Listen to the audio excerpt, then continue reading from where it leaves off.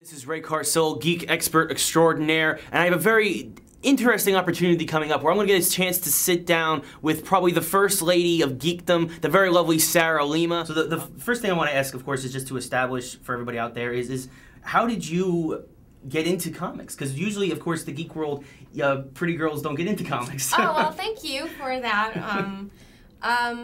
Well, how did I... Jeez. I feel like this is a question that comes all the time, and I used to love to watch Batman the Animated Series, which is, if you don't know, it was produced by Bruce Timm, who's an artist at DC for a long time, and I fell in love with Kevin Conroy's voice, which is super weird, because then I interviewed him in San Diego, and I was like talking to Batman, and I couldn't stop laughing, because it was such a weird thing, you know, he doesn't look like Batman, but he sounds like Batman, so it was really funny. But I guess when I was growing up, I really liked the cartoons, and I loved Barbara Gordon. She was my favorite character for a while. But then I stopped reading them, and then when I went to school at UConn, and then I think my last semester, I kind of got into it again. So I started picking up trades, and so it's kind of, I did it kind of backwards. You know, I didn't get into comics first. I got into like cartoons first. So, so of course you got into the actual comic books a little bit later. How many comic books would you say you have in your collection now? Yeah. Or when I started? You know what? I don't know. I think we buy. God, in my collection, I don't keep them in long boxes. I have a lot at home. I have an entire bookshelf of just comic books and trades, and then I have a lot in San Francisco where I live now. So I don't know. I take home at least 20 a week, at least 20 or 30. And we buy a lot more than that, but they manage to stay with me because I have to review them. And then I usually don't get around to reviewing all 30 that I have to review, so whatever. So I have a lot, basically. I have a lot of them. Very cool. You mentioned, of course, that now you're based in San Francisco, of course, for Comicvine. How did you get involved with Comicvine?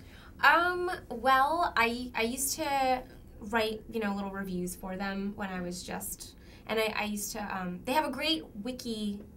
It's like a Wikipedia for just comic book characters. So I think I was doing some, like I had read, I think, a Batman detective comic, and there was a scene where, is it Ra's al Ghul? Ra's al Ghul? I always called him Ra's al Ghul. I always called him Ra's al Ghul. I don't know. Whatever. Anyway, I'll say Ra's al Ghul because I think I'm right. Okay. So I think there was like a moment where he managed to leave his old body and enter into a new body. Right. I don't remember the issue number because I'm not that nerdy, but it happened, and so I'm like, well, how does that happen? And at one point, does the old body need to die before he leaves that? So it was really complicated, and then so I went to the forums, and I'm like, does anybody know the answer to this question? And nobody did. But then I wound up just, contributing, reviews, and you can do user reviews on the website. So I've done a few of those. You've myself. done a few of them? Yeah. Yeah. And I think that's cool, and it's really great because you get a lot of input from just the average reader, which is, that's the demographic, and yeah, no, definitely. Yeah, lots of people know more than I do. Anyway, so that's how it started. And then I went to a convention in New York, actually, in February, and I was like, hey guys, what if I did a couple of interviews, just freelance interviews for you, and I send them to you? And I did, and they loved it, and then they flew me to California, and they're like, hey, do you want a job? Like, really? Okay, I'll take a job. So it was cool. Nice, very cool. Just that simple, folks. It's that simple. You just talk to Jim Lee, and then all of a sudden, you got a job. Very so cool. Pretty cool. Very cool. How hard was it for you to leave? You grew up in this area, correct? Or yeah, I grew up in, I think we used to live in Queens, actually. Okay. Yeah, right near Shea Stadium. So, and then I moved to Connecticut, and I went to school at the University of Connecticut. I went to Pace first, actually. I did a year at Pace downtown, and then I transferred. But it was hard at first because I'm like in love with New York. Because when I first, I'm not American. I guess I should, yeah. So, I mean, my first memory of coming to America sound like Eddie Murphy, Coming to America. No, my first memory was, you know, seeing the Statue of Liberty. So we were on the plane, and my mom, like, oh, look at the window. You know, it's not in that language, obviously, because I didn't speak English yet. But, yeah. So, yeah. So, I mean, it was hard for me because my family's here, and my sister's over there. That's why I looked over there. So it was hard for me because my family's here, but that's, yeah.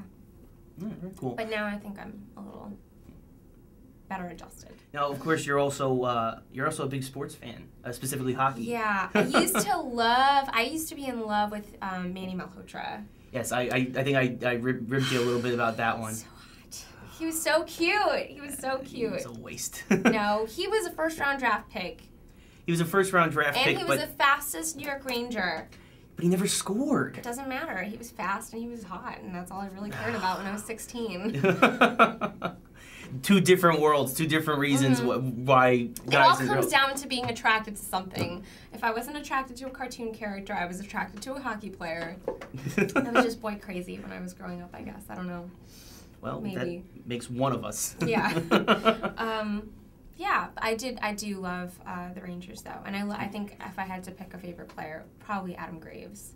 Oh, Graves! Yeah. Graves' a saint. He was fantastic. I've actually had the opportunity to meet him on several occasions. Really? He actually works a couple floors below us. Is he here? Can I have his autograph? We'll go sneak ourselves down into the Madison Square Garden offices. Oh my God, that'd be crazy. And yeah, the guy, great guy. Yeah, just great guy. He's I'm not worthy. Yeah. He's so great. Very cool. So have you been following the current team at all? I have to say I haven't. I know. You know they're on a 3-game winning streak since you've come back. That's because I'm here. I know. So if they win tonight, they're playing against the Florida Panthers. I'm going to have to figure out a way to make you stay. You know what, though? The last Rangers game I went to, they lost 7-2 against Calgary. Ooh.